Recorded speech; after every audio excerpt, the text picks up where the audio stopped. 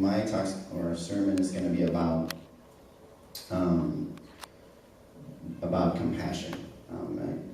When you said forgiveness, I was like, oh, I guess maybe I could, compassion and forgiveness, So,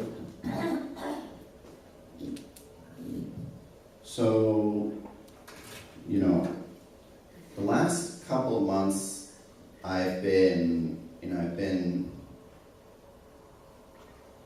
reflecting about myself and my life, and I'm realizing that there's so many things that I do out of feeling that I have to do something. Like I am like there's like this kind of pressure, like if I don't do it, I'm gonna disappoint, is something that I've really been realizing recently, and how like deep-seated it is in me. And I actually realized a lot of it goes back to my childhood and my parents, and how I have this desire to really make my father and my mother proud of me, and then I think that's really, anyways, I realize that I think that that's so important, and that I sometimes I'll be I'm always concerned. I was thinking even about preparing the sermon, I'll be preparing, looking for inspiration, and I just think, oh, I'm doing a bad job. Like, it's not gonna be good. It's not gonna be good enough. And then I just don't want to work on it anymore, and I kind of stop, and I do something else. I stop. I go on Facebook, or I don't know what everybody else does, but so I've just been really realizing that how much I do that to myself, and how much it's about my own concept that I'm not good enough, or that I'm going to disappoint, and it's just so I wanted to start with that, and then I've been the disappointment is actually coming from me. It's all in my head. It's all like, oh, I'm gonna do something wrong. In the sermon example, it's just me sitting in my room. There's nobody saying anything to me. It's just myself saying, oh, the sermon's going to be bad, or whatever, something like that. So it's really made up, and I know that it's true. That there's a certain standard, for many things, not just for sermons, but for everything in my life. Like there's certain things that will bring us closer to God, which I want, want and have been told, I guess, that's really the wonderful way to live, and then there's other things that will bring me away from God. So I'm so aware of that anytime I start to entertain even doing something else, I actually start judging myself. It's kind of what when you shared about judgment, it's like I start judging myself already before I even do anything. Or sometimes even if I do something, and I just been realizing like that judgment is pulling me even farther from God. God, and that really made me think about, my mom was like, Josh, think about things from God's point of view.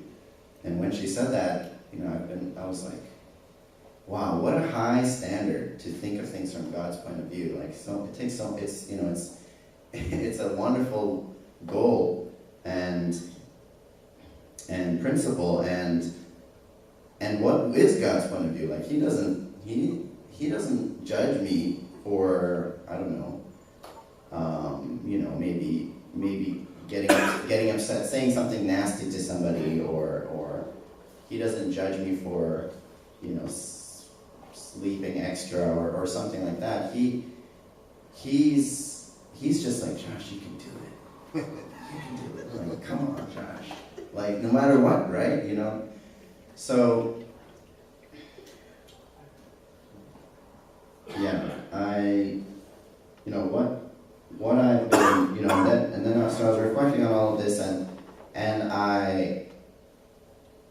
yeah, and I was thinking about, one thing that I've taken from that, which was so helpful, was like what I do in my mind is I look at like, oh, here's some, I want to give a good sermon that's inspiring, or I want to do, just, maybe I should give a more relevant example. I want to, what's a good relevant example?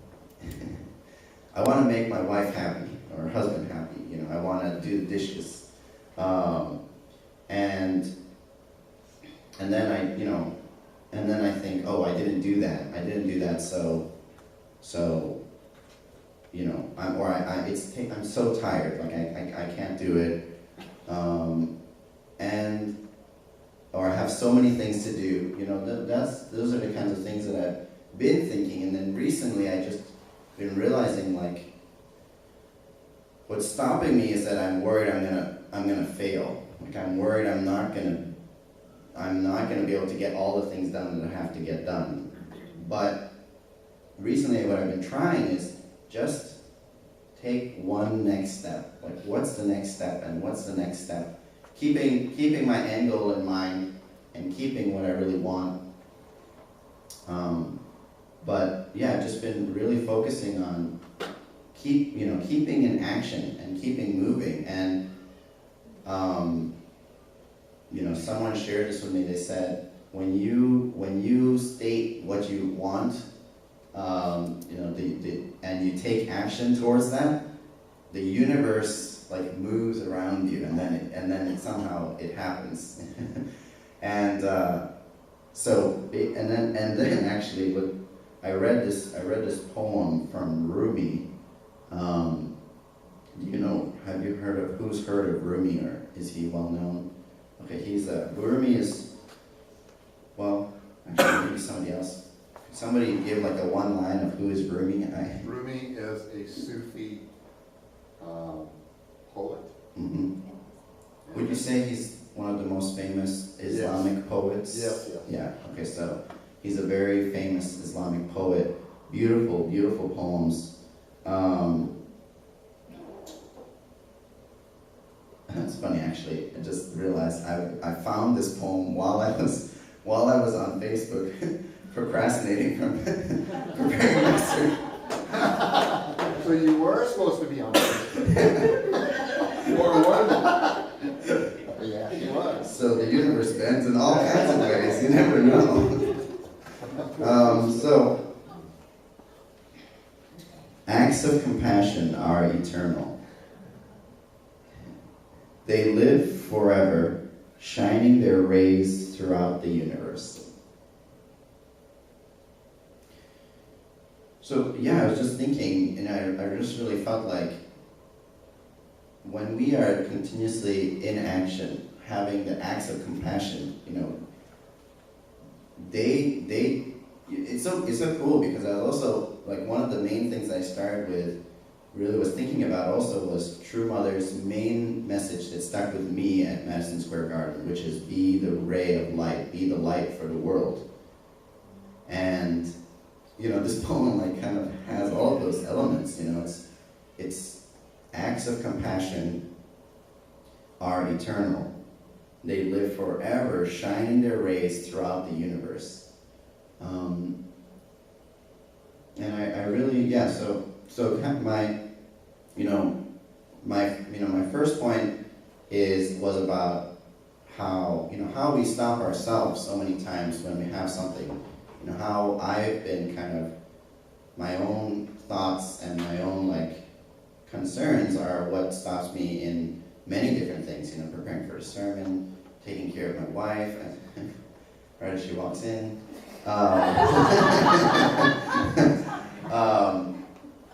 And so look at, there's things that how we stop ourselves.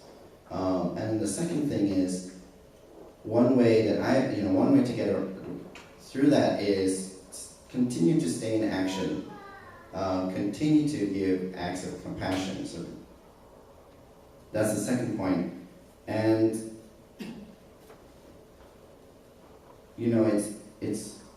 I was thinking about also travel messiahship, and what is tribal messiahship? And I was just watching, we were just watching Damien's, starting to go through Damien's We Can Do It workshop online, and he shared about how really it's about acts of kind compassion. It's about, loving, creating an ideal family centered on true love, and then spreading that to our tribe. And, True Father's quote about tribal messiahship here is, "The family is the textbook of tribal messiahship. Your grandfather and grandmother stand in the position of ancestors. Your father and mother stand in the position representing the present, and you represent the future. These three generations encapsulate the tribal messiah's textbook of love."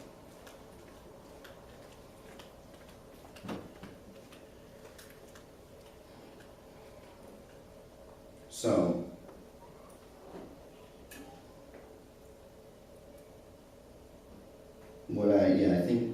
basically my final, my closing for today is, let's, really compassion starts with compassion for ourselves, and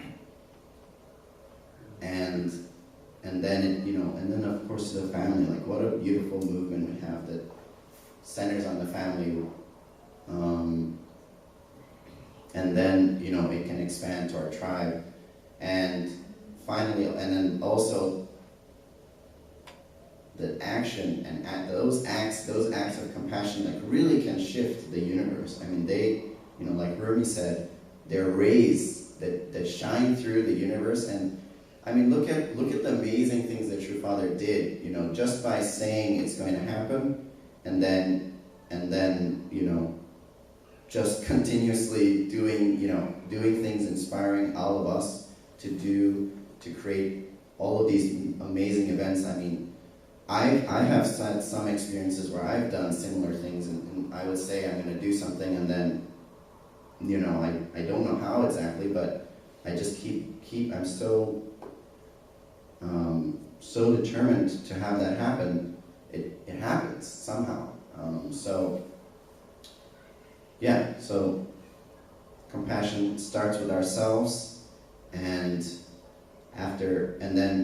then continues, to our family, to our tribe, and acts of compassion can really shine through the universe and have, the things that we care about be fulfilled.